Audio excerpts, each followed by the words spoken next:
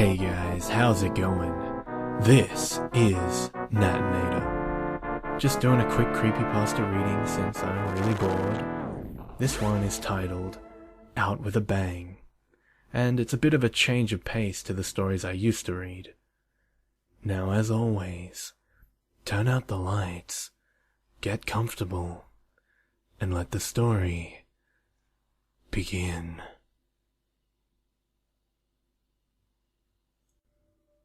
I've decided to kill myself. I think it's pretty important someone understands why, so I'm making this video before I blow my head off. The first time I remember it happening, I was 9. Johnny Weller and I were playing in his backyard. The sun was setting over his back fence, warm oranges and reds shining through the bone-white slats like a creamsicle against pearly white teeth.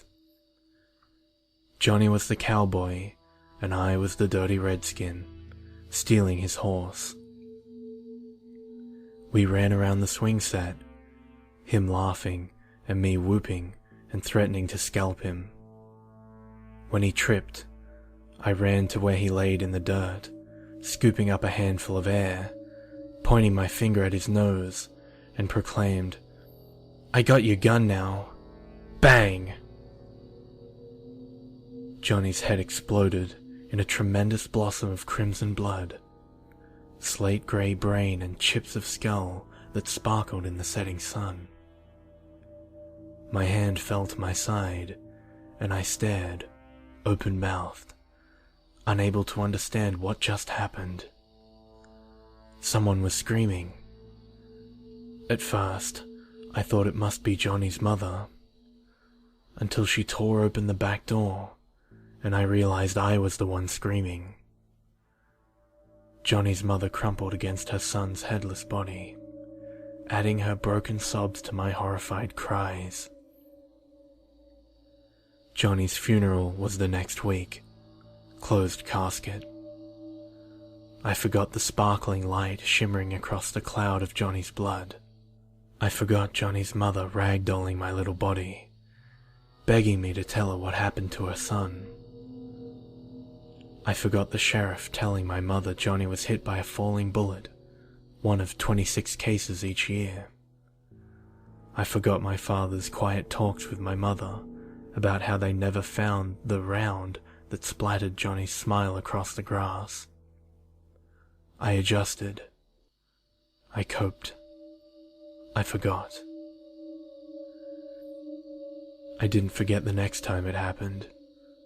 I never played cowboys and Indians again.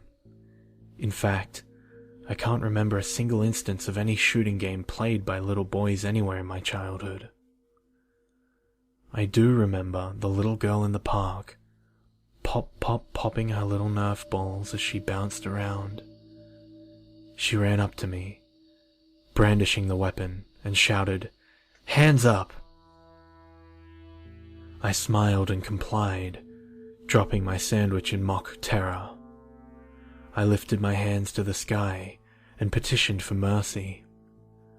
A true homicidal maniac in the making, she executed me with a flurry of staccato pop-pop-pops. I dutifully played dead, sprawling across my bench. She giggled and proclaimed, "Your turn, shoot me." A sudden sensation of intense discomfort slithered up my spine. I thought of flowers, glittering crimson roses, wet with morning dew. She eyed me impatiently, apparently convinced she might have to nerf me once more to provoke a response. I lifted my finger weakly, pointed at her, and whispered, "Bang."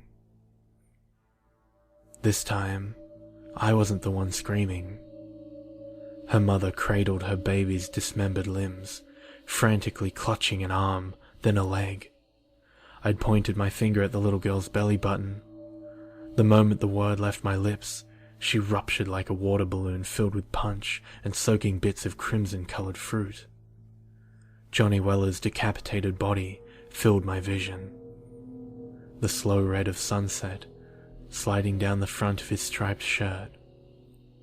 I ran. I can't do this anymore. I got pissed at Laura yesterday and put my finger in her face to tell her off. I didn't even say it. I couldn't bring myself to mop my girlfriend's brains off the kitchen floor. I can't do this anymore. All I have to do is put my finger against my temple and say it. At least I'll go out with a bang.